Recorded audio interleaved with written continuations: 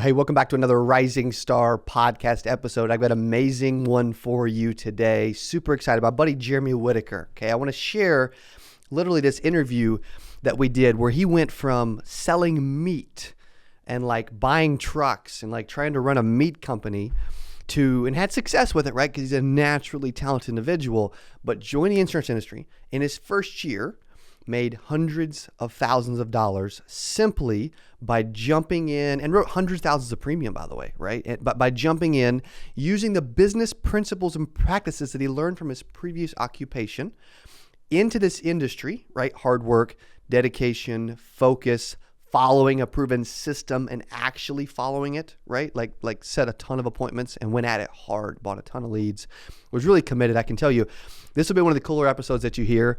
You will learn a lot from this. Jeremy's a good buddy of mine. And so I wanted to share this now because when you think about being a rising star, okay, and a lot of you are rising stars, whether you realize it or not. The first point of this, by the way, is even if you don't think you're a rising star, the goal is you need to think you're a rising star. Like if you don't think you're a rising star, you'll never become a star, right? If you don't think you're ever going to become a star, you never will.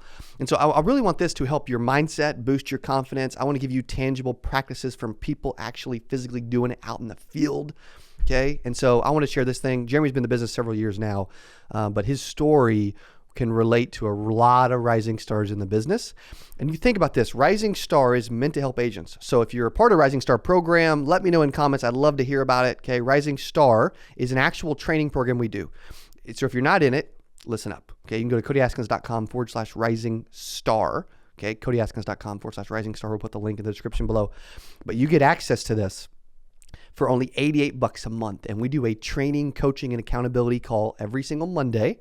You get access to my entire CA sales training virtual system.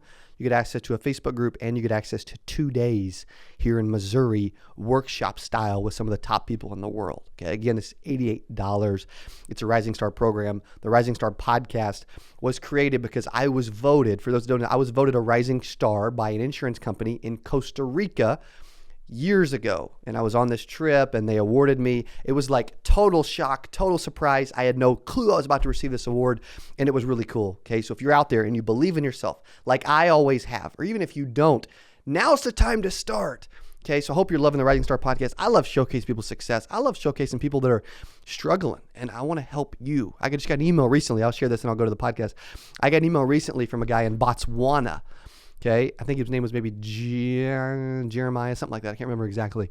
But I don't even know where Botswana is. But I do know that it was really cool because he was saying how our specific content is the best insurance industry content in the world. And it's reaching people around the globe, and it's helping him and other people in his community, which is really cool. So I love sharing that. We're going to keep piling on. Okay, enjoy this episode with my buddy Jeremy Whittaker as our next Rising Star podcast episode. Check this thing out. Listen every second, pick up the nuggets, take some notes. He's about to drop some bombs. Go.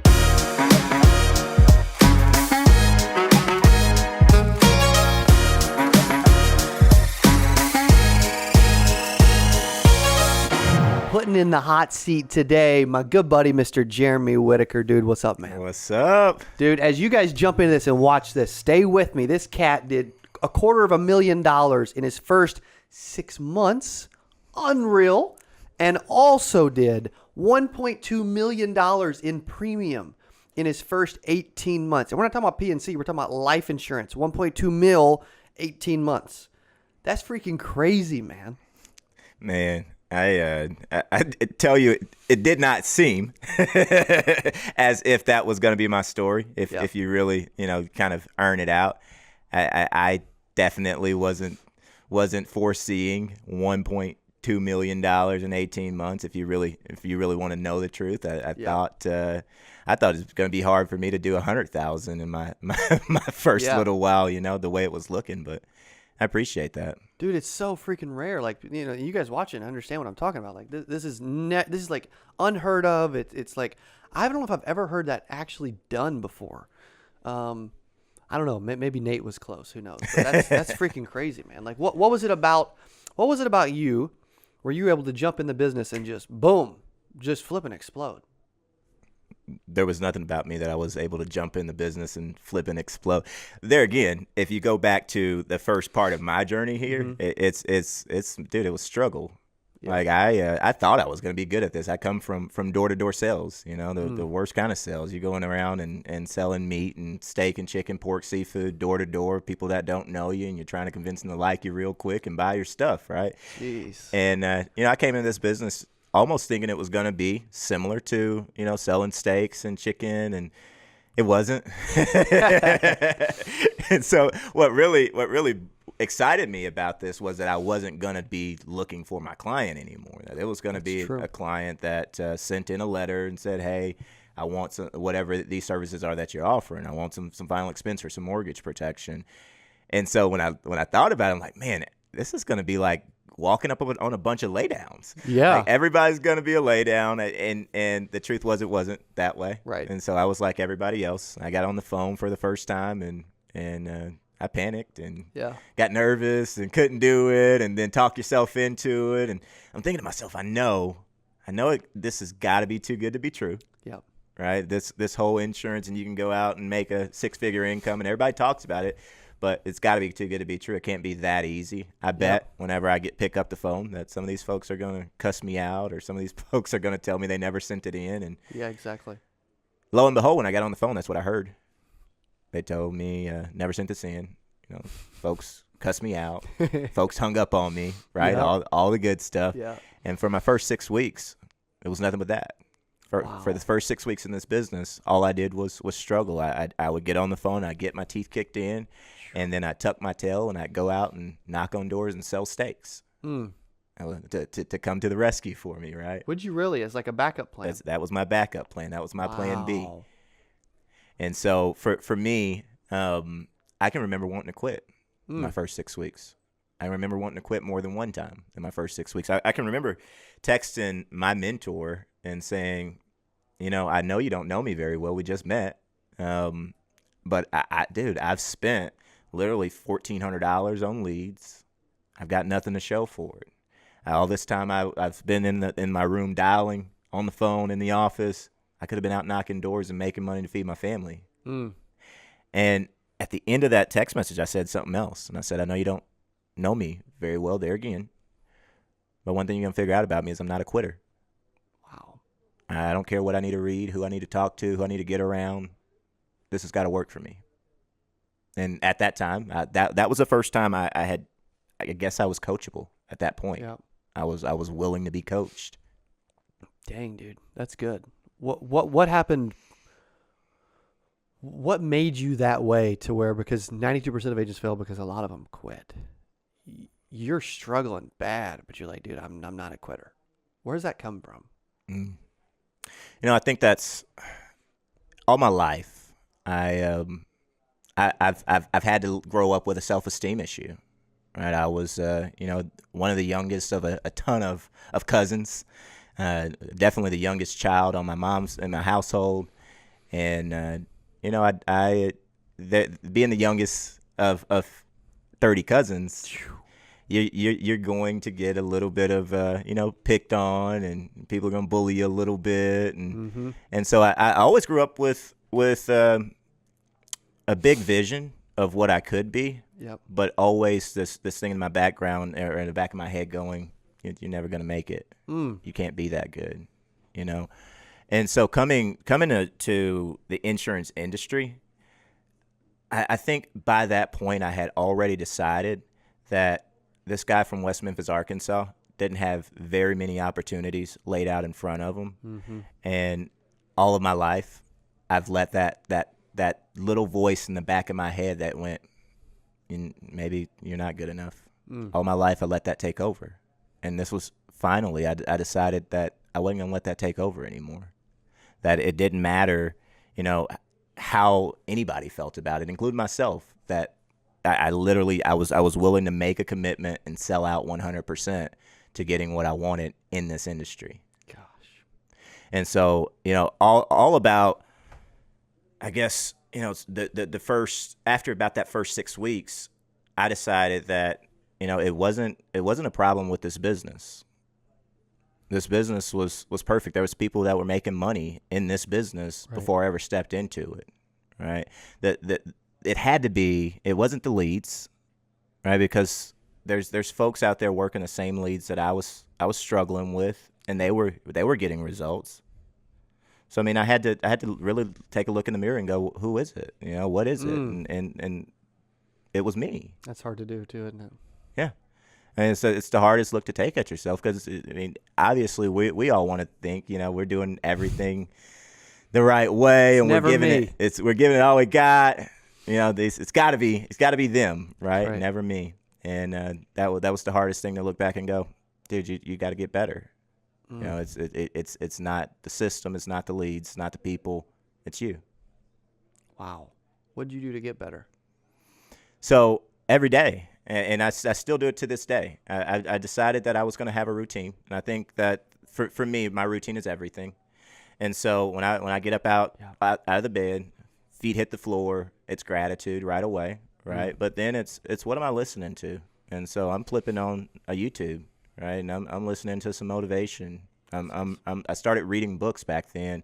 I read, Think and Grow Rich. Yes. You know, I read Zig Ziglar, a ton of Zig Ziglar, you know, on just closing sales, right? So good. I started to read, you know, Master Closer with Ben Gay. You know, just anything that I can get my hands on. Started to listen to recordings that were out there of other people who had done some sales training of any sort, you know, and I would listen to them and I would rewind them and I'd, you know, listen to it again, and I'd rewind it and listen to it again to where I could say it exactly like they said it. And so what I realized about this business is it really doesn't take a smart person. It really doesn't take, you know, this genius of a person. It really, a lot of times it's just being a good copycat. You're right. It's can I copy what everybody else was doing? Because if I do it the way that they're doing it, I say it just like they're saying it, right?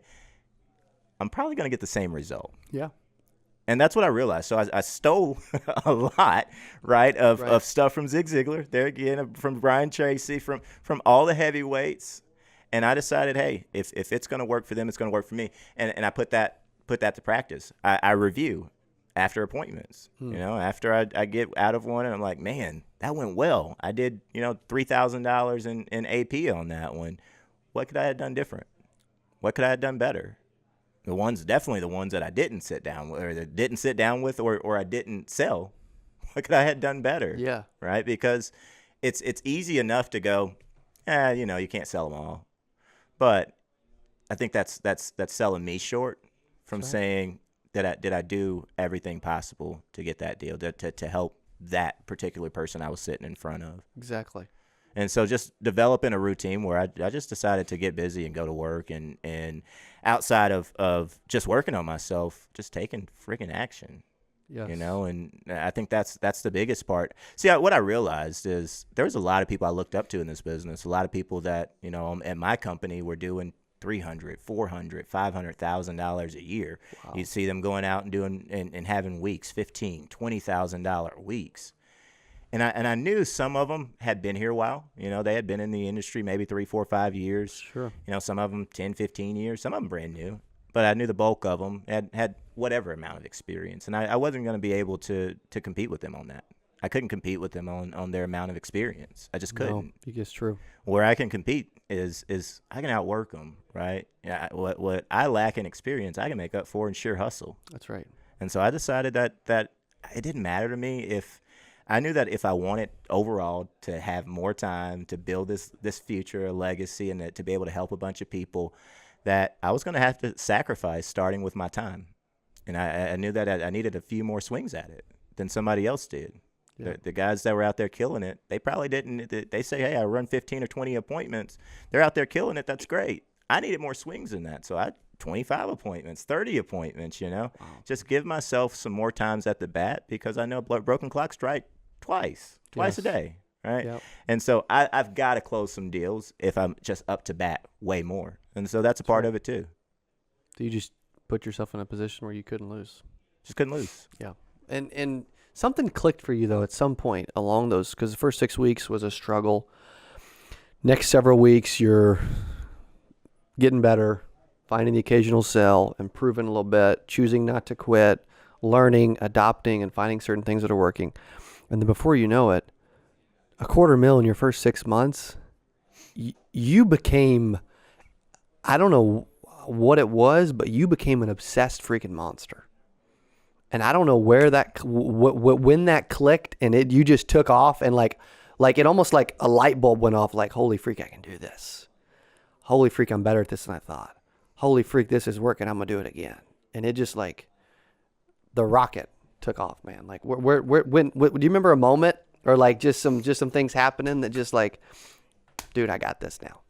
Because a ton of confidence clearly came over you when you had 0 for 6 weeks. I think it happened for me in week number 6. Week number 6, whenever I was struggling and I sent out that text message to Brad. I said, hey, I know you don't know me very well, but you're going to figure out I'm not a quitter.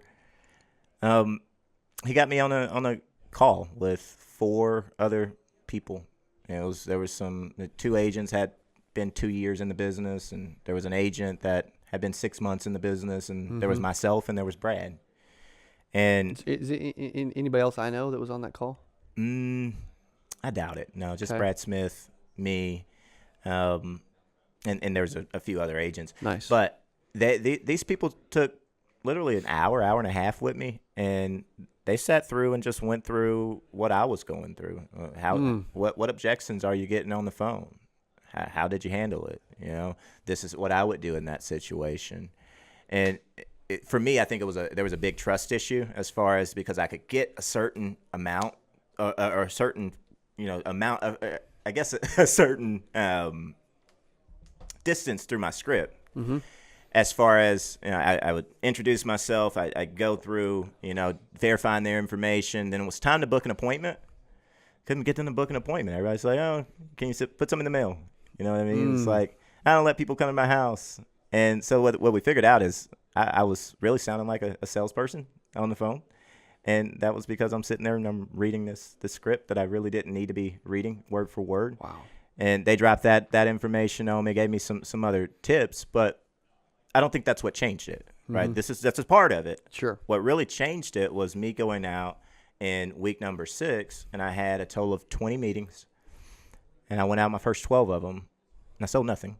We got back to that group, though, and they were back on the phone with me for another hour, and they go, okay, this is what I would do in this situation. And I went back out Saturday, Sunday, wrote 6 applications for $10,000 in premium. Wow. And I was still super part-time at that point. I was still going out. I had the plan B. I was going out and knocking doors and getting me some cash, to pay my bills. That was the last day I did that, though, because week number 6, when I realized, hey, I'm out there for 2 days and I made $6,000. I was at a lower contract level at that point. I made like $6,000 in 2 days. I say, well, there's 28 more days in a friggin' month. You know what I mean? What happens if I work all of them? And that's what I did. And so I think the light switch came on for me at that moment, because what ended up happening was June of 2017, I went out and did $41,000, right? I found a routine that worked. I said, okay, 20 appointments last week got me $10,000 in production. So I'm going to schedule 20 appointments this week and 20 appointments the next week. And lo and behold, did $41,000 in June of 2017. That was my first full-time month in the insurance industry, and then $41,000 after that, $36,000 after that, ended up at $250,000. But I think the lights came on when it was just me going, man, I'm overcomplicating it. I'm starting to sound a little bit like that salesperson over the phone. Mm-hmm. I think this is a whole lot easier than what I'm making it out to be, and me knowing that I had some other people in my corner willing to help me out with it. Dang. Let's go back. Tell me about you're 30. Tell me about you growing up. What it looked like, how was it? I want to get in. I want to learn why you are who you are. So there again, 30 years old. I've got wife. We've had 5 children. Wow, congrats, buddy. Oldest is getting ready to turn 13, and my youngest is getting ready to turn 5. Wow. And so I've been a parent for most of my half my life, Yeah. just about. Started out young. Grew up there again, West Memphis, Arkansas. Lived there for the first 8 or 9 years of my life. We moved out actually to Joliet, Illinois, which is right outside of Chicago, suburbs of Chicago.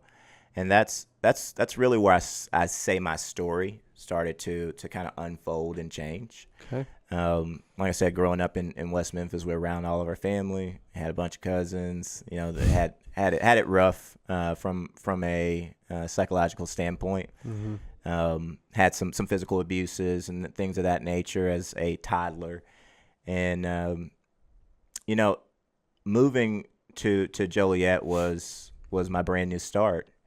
It was a crazy place because it was man, all your family, everything that you know of, it's all, it's there. But my mom, she was making more money, and what happened and why I'm so thankful that I lived there was the fact that I started to get around a group of people. I met really my first 3 or 4 mentors in Joliet, going to a church, and I started to, for the first time I can remember, Rhoda McFarland. She's one of my really good mentors. She was the first person that ever looked at me and said, "You're special." Something in me is telling me to come into you and tell you that the thoughts that you're having, the dreams that you have, the visions, the way that you see your life and see things are going to be different from the way that other people see things. And she says, this is kind of what's going to be making you who you are. She said, don't worry about the noise. Don't worry about what anybody else thinks about it. She says, when you get these ideas, take action on them, because that's a part of your gift. That's a part of why you're set apart. And for the first time, I saw myself as not bullied or picked on or left out, or I saw myself as set apart, as something different. And so my mission became, I want to help some people the way that she helped me. I want to help people to feel the way that she made me feel on that day as an 11-year-old boy, because what she did for me, she didn't know it. She lit a fire, and she didn't know all the things that I had been through as a kid, but she looked past me, and was able to see right into me. And I for me, my passion began at that point to be able to look past people. And so my passion is for average people. For not average by this bad word that we try to throw around and make average people seem bad. I'm talking average people that came from an average background, average schools, had average grades, had average family, and not the only one who had some problems, right? Had average income. My mom's a single mom, and average community. I believe that average people get stuck on living average. And I don't believe that we have to live average. And so my passion has always been to encourage average people, to show them that they can live above average lives, that they can build out lives that are phenomenal people, And I think even when it comes to sales, that's why I kind of get carried away sometimes with some of my clients, because they truthfully understand that I'm looking past them and who I see them as, and I'm really trying to protect who they're going to be. But I don't think any of that starts without me going through some of that other stuff as an adolescent. And she spoke that into you 19 years ago now, I guess? 19 years ago. And here's why it's even more important is because about 3 weeks from now, we're going to celebrate 12 years of her going home, and she was killed execution style at a Lane Bryant at a clothing store in Chicago. And I think about the impact that would not have happened if she just wasn't in the right place at the right time in my life. Mm-hmm. I think about how different my life would look today if she wasn't in the right place at the right time. And at the end of the day, I know that if it wasn't for that moment in time, I wouldn't be here. Wow. Well, you've been incredibly successful. Got a lot of good things going for you. Amazing family. And you sold a ton of freaking insurance, man. It's been does it feel like you're on this journey and this crazy ride that's like nowhere near the end? Oh yeah. Because the people that are on it, like we always think that, like your Jeremy Whittaker's true potential, as great as you've been, and as much as like 1.2 million, 18 months, all that stuff sounds incredible. You are nowhere near like the dude you are becoming, like it's cool. Absolutely. I look at it every day and I go, man, the guy that you're looking at today, this is as good as I've ever been, right? But I can also look right back at you and go, this is as bad as you'll ever see me. Woo. That's good. You won't see me any worse than I am today.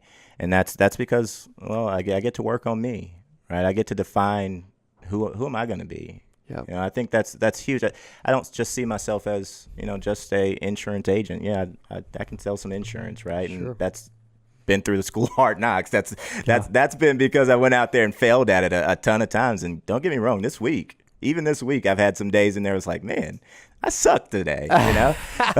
This was bad, right? But I'm gonna keep working on me.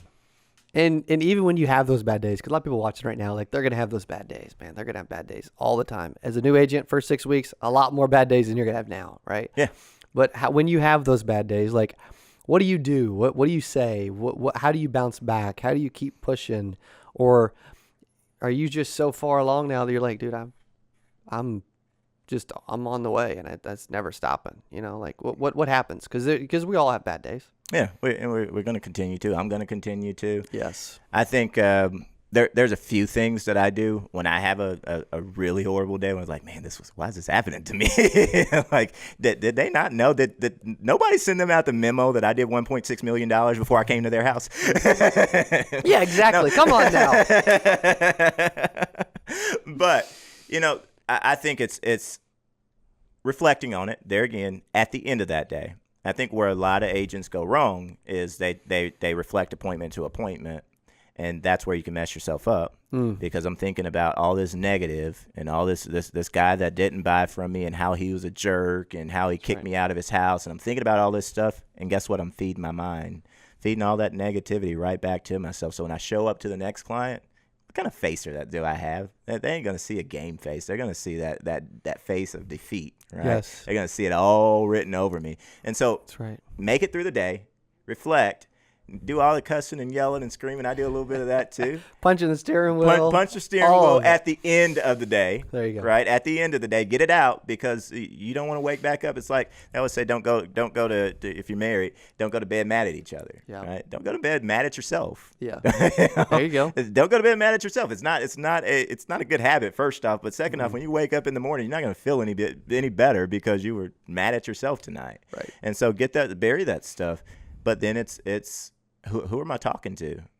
I'll tell you what I do, because I'm really competitive by nature. I want to call somebody who I know won this week, somebody who I know kicked some butt this week. Yes. And so I've got some good friends in this business that I'll get on the phone with, and I'll say, man, my day sucked. And they'll go, man, I did $20,000 today. And I'm like, okay. Here we go. Here we go. And that is enough for me a lot of times to spark that fire within me to go, you know what? Today's over. Tomorrow's going to be different. I'm going to crank it up. But if I went to bed knowing that I did every ounce of what I could to get my production, to get my numbers, hey, I can't be mad at me. Right now, I've got to realize that sometimes the streets just owe me, right? And other times I owe the streets. I look at it like when we were selling food, I used to say the money is in the bottom of the freezer, right? What if I told you that at the end of your day, somewhere in your freezer that there's $600, all you got to do is get to the bottom of it. How fast could you get to the bottom of it? It's the same way with leads. I feel like if I know for sure I bought X amount of dollars in leads, I feel like there's $15,000 in that stack of leads. if I could tell myself that there's $15,000 in that stack of leads, how quick can I turn them over? Yeah. And so now it's just getting back to the phone. Now it's just going out and knocking some doors, because I know I'm going to have some of those days where it just sucks, right? I'm going to have some appointments, 1, 2, 3 back to back sometimes that just suck. But if I got enough of them, I'm not worried about my production. Right. What's the best day you ever had? Best single day I've ever had was about $23,000. It's a good day. In personal production. It's really a good day, bro. Really. Tell me about that day. That can't forget that day. Yeah. So I had doing some mortgage protection, and so I'm pitching this guy actually, and we're talking through some options, and we're talking about term, and we're talking about return of premium, and we go into talking about some of the other things that we could kind of help him with. And he pulls out this policy, and it's a prudential policy or something like that, and it's going to expire. And I think he had like 2 months or 3 months left on it. Wow. $250,000 policy that he had since he was way young. And we were looking at, get this, we were looking at a $200 a month mortgage protection policy before he pulled this policy out. $200 a month. And then he realized, I spent all this money over 25 or 28 years, or however long it had been before that he had that first $250,000 policy with Prudential. So I spent all this friggin' money, and I get nothing out of it. It's just going to cancel, and it's going to go up. It's like, I don't want one of those kind of policies. What kind of policy is that? And so I showed him the mortgage protection. He's like, is that going to cancel on me? And 25, like, is that going to have a term on it? It's like, yeah, it ends in 20 years. I don't want that kind of policy. Right. And so we started looking at permanent options. What I learned from that one conversation is don't shop with your own wallet. Right. That's right. Yeah, you can't walk into deals and think, hey, I would never spend that kind of money. So I know they wouldn't, because we ended up writing a big old IUL. It was $1,300 a month on his, and then we did a $300 a month one on his wife on something that was going to be a $200 a month deal. Were you beating yourself up that you even showed the $200 before then, or were you like, a little bit? I'm like, man, because I know that he had closed on it. We were ready to do the application on it before he said, I don't want to do a policy like that. And so I'm like, man, thinking I knew this was going to happen. I'm going to walk out of here with no business. And a $200 a month mortgage picture, so it's great. Right. It's good. Right. It's really good. Until he says, I don't want that kind of policy that ends. Yeah, exactly. You're like, crap, I thought we had this. But we ended up making it work. And then I went right after one, did a couple other little mortgage protection deals, ended up doing a $23,000 day that day. Boom. Plenty of days with a dozen appointments and nothing, and then a $23,000 day. Yeah. That's what's the thing about this business is, dude, you never know what's going to happen that day, who you're going to walk into. I almost didn't go to an appointment on a Saturday and then wrote a $505 a month final expense policy. You know what I mean? Like, I almost didn't drive to Jeff City for an appointment and wrote a $1,000 a month policy. Like, there's just, you know what I mean? There's those days where you're like, I don't want to get out of bed. I don't want to go. I don't want to do this. Or you start thinking negative, right? I think that's one of the reasons why you probably start with some gratitude in the morning is it's puts you in a positive frame of mind. Absolutely. And you're one of the most humble people I know to write $250,000 your first 6 months, 1.2 million in 18 months. Like, the numbers, the pure numbers that you're talking about are freaking insane. And to be as humble as you are, it's super, super impressive, man. It's really awesome. Man, I appreciate that. Where does that come from? Because it hasn't, I've known you for, a little bit now, and it hasn't changed. And you keep getting better. but you're like, you're Mr. Consistency. You're Mr. Reliable. You're even kill. You're there, I've got some really good mentors, some really good examples of what success looks like. The reason why I came into this business was because I was knocking in this big fancy neighborhood. I knocked on the right door, and all their neighbors were calling cops on me and telling me, hey, I don't eat stuff off the back of a truck. And here's this dude in this big, 6,000, 7,000 square foot home on several 20, 30 acres. Him and his family also own a ranch out there, and doesn't eat steaks. He's got cows. Yeah. They've got like 18 chicken houses. Right. And I sold him steaks and chicken. But what attracted me to him was his personality. It was the fact that not only was he at home at 2:00 on a Tuesday, but he was the nicest person in his neighborhood. Wow. He seemed like a person that had truly been working on himself. And so what made me call him, he didn't try to recruit me right then. He gave me his card and he said, call me when you get back into town. I'll buy some more from you. Wow. And I called him and said, what's Symmetry Financial Group? I want to do what you do for a living. Yep. The guy that's at home at 2:00 on a Tuesday with his toddler crawling around and the most down-to-earth, humble person I know. And so I realized if I wanted to have his kind of results, I needed to imitate what he was doing, you know, and he works on himself tremendously. I needed to work on myself tremendously. Don't get me wrong. I've got probably one of the biggest egos I know, right? It's I've learned how to be mature in that and understand, accept the fact that it's I've got that issue, and I really try to work on it. Try hard to work on it. I can understand and appreciate that for sure. What's going to happen in the future for you as you look ahead, as you finish one year and jump into another, as you start, forecasting and thinking about where you're going to be not only this year but 5 years, 10 years. I mean, you're 30 years. Like, what's that look like? Like, what's the rest of your life look? How good does this thing get? How good do you get? Where's this journey take you? That's an excellent question.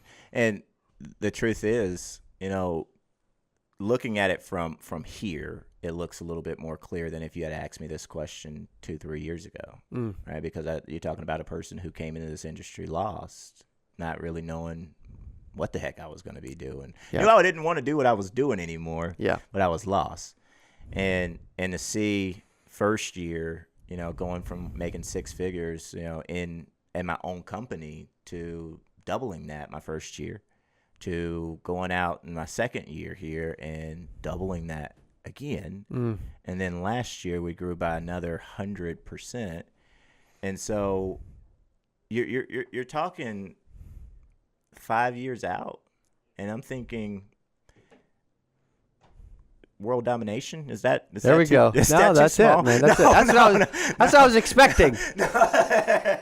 Total domination, right? Total domination. No, 5 years from now, seriously, I see ourselves in a place where not only am I able to live the lifestyle that I'm able to live, but there literally are 3 or 4 people that I'm mentoring right now that are in position to, in 2 years or a year and a half, surpass where I am right now, right?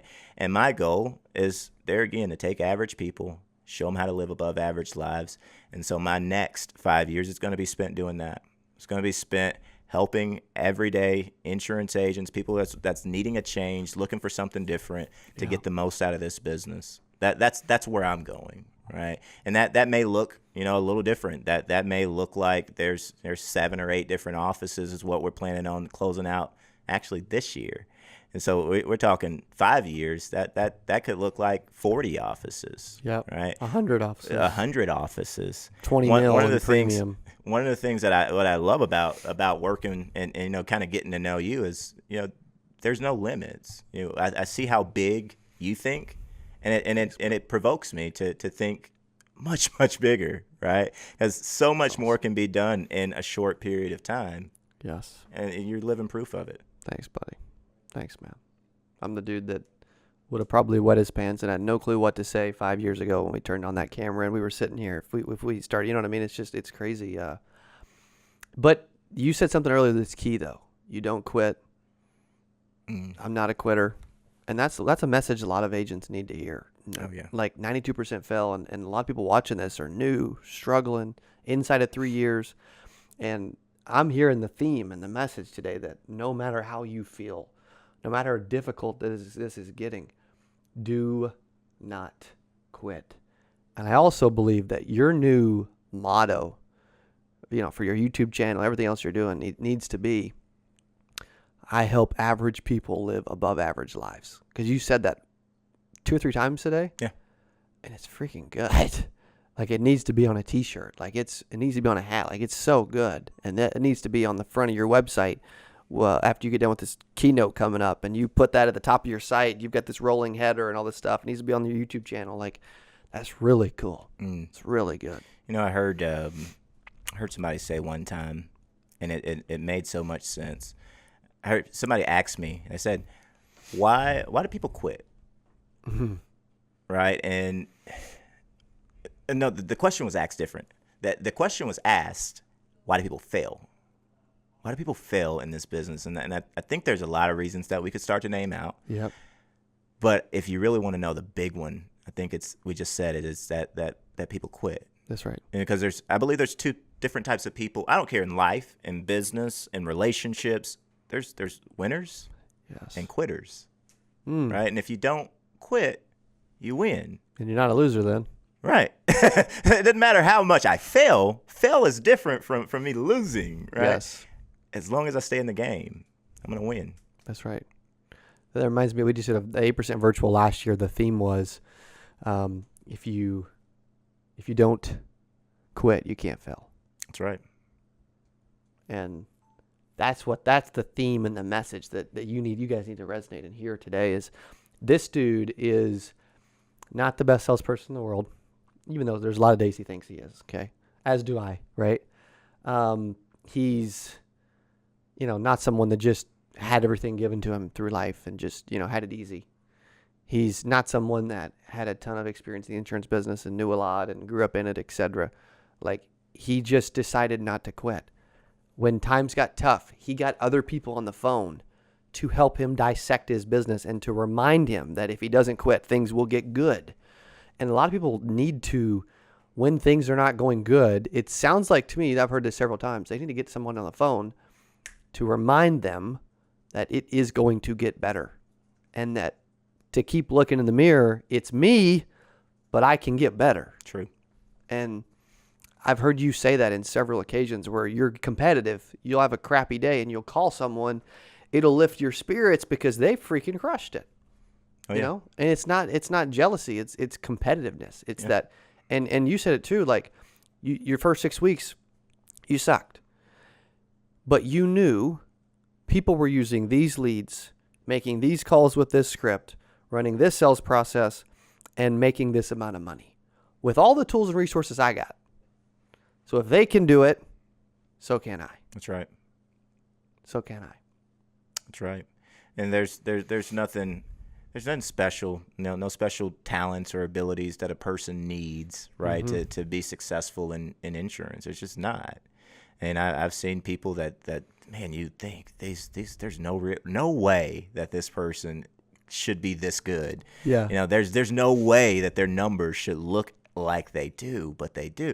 And a lot of it is just that sort of resiliency. Yeah. That I don't give up, don't quit, and I'll work the rest of them. I think that's 100% of what people could get better at is correct.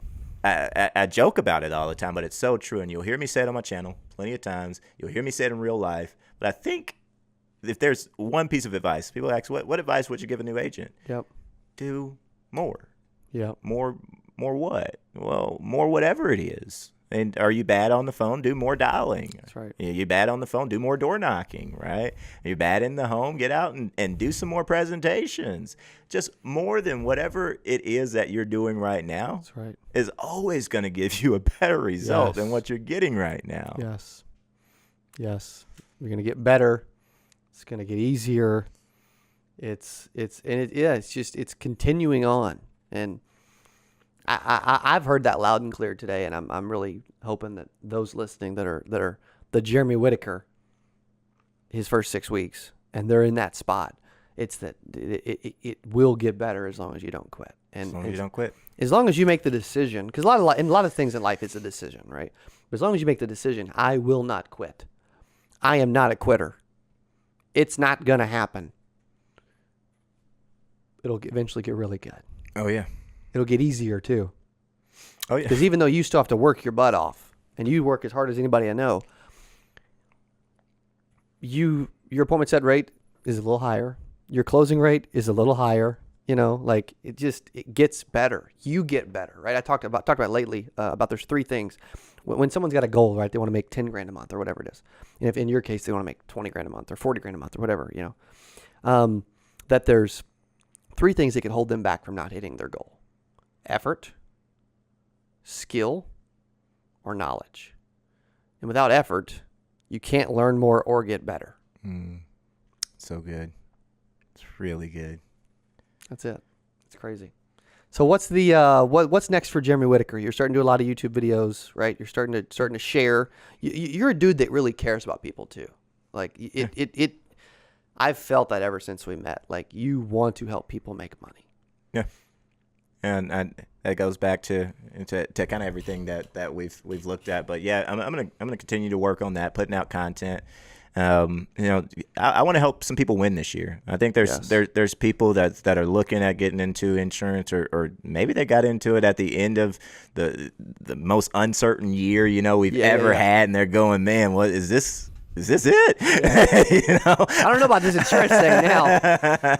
I want to help those people, and so you're going to see. We've got events coming up in Dallas. Getting ready to go out, and that's going to be a really, really good time for sure. Then we've got a tour that we're putting together as a team where we're getting in front of hundreds of people and doing it some Philadelphia area. So if you're in Philadelphia, we'll be out there that way. South Texas, be down in South Texas, and a little bit of Mississippi. So we've got a lot of good stuff coming up 2021. As we finish up, what's one thing that you would like to leave the audience with? There's a new agent. They're struggling. They're grasping onto everything you're saying. They get it. They align with you. They understand what you're saying. They're like, dude, I like this Jeremy Whittaker guy, but I'm not him yet. What would you say? I'd say the Jeremy Whittaker that you look at, that the guy that you're saying you like, wasn't him yet 3 years ago, right? And so, no matter what background a person is coming from, no matter if you've been in insurance, or maybe you're coming over from P&C, or maybe you're just getting started in P&C, what I'm going to say is dig in. Don't see a lot of people, their problem, and I've been guilty of it myself. Is coming into something and being toe in, like dipping my pinky toe into the water, and seeing, testing out if it's warm enough. Oh, that's a little too cold. Maybe I'll wait, or waiting and watching and see who's going to jump in first, because hopefully if they jump in first, I see their reaction. I know, and I'm going to tell you that, come on in, water's warm. The truth is, at some point, you've got to get so committed to it that you can't help but to take action. That's right. I call myself grind time a lot, because at the end of the day, I think there's one thing that everybody can do right now that can change. I had a guy, Scott, one of my first jobs ever. He says there's always something that you can be doing right now that you'll have way less to do later. Wasn't very significant or profound. We were actually talking about doing dishes at a pizza place, but I took that with me everywhere. What can I be doing in this moment that's going to make life easier for me tomorrow? What can I do today that's gonna allow for me to get closer to next year's goals, to that 5-year goal, to that 10-year goal? What can I do right now? What things? And think of those and take action on them. I think for me, a lot of people, I don't really like, lip service and people saying, hey, I'm going to do this. And I love people speaking into themselves. Don't get me wrong. I feel like you're supposed to be your best cheerleader. You're supposed to, sell yourself on every idea you have first. You're supposed to wake up in the mirror and tell yourself you are the one. Do all that stuff. But then when you're done, I think I've seen so many new agents come in and go, why is it not working? Why is it not working? Why is it not working? And I have to there again turn around and ask, why are you not working? Why are you not working? Why are you not working? And so if you're being serious about it, if you can either kid yourself and we can get on every podcast, and we can listen to Cody Askins, every single video he puts out. But until I do something about it, until I commit to it, right? Yep. Whatever that process is that I'm committing to, find one, right? Like I used to get caught up on a lot of different, videos and a lot of different presentations. I'm going to do it this way sometimes and do it this way sometimes. Now, if you ever see me in the home, it's the same way every single time, never changes. I picked one, right? Yep. I picked what I was going to do, and I committed to it, and I just did it over and over and over and over and over again. That's right. Pick one. And you got really good. What's the what's the name of your YouTube channel so they can go check it out? Grind Time JW. Grind Time JW. JW stands for Jeremy Whittaker. Jeremy Whittaker, that's right. Dude, amazing job. Thank you for sharing your story. Thank you for having me, man. Love when you're here, man. Love it. Follow this cat. He's a beast. 1.2 million, 18 months. You guys are watching saying, dude, I would love, put your hands up right now if you would love to be like, dude, I wish I'd have done 250K in my first 6 months, man. Unbelievable. Unbelievable, dude. Thank you, buddy. Thank you. Appreciate it. Thank you guys for watching. And as JW said, hey, if you enjoyed this, I got another one you're going to love. It's right there. Click on it. See you in there. I'm Cody Askins, and I'm going to share with you today how to earn $10,000 weekly as a life insurance agent. Okay? So one of the things I want you to think through is typically a lot of insurance agents fail. 92% fail. We're going to walk through the numbers. I'm talking appointment. I'm talking leads.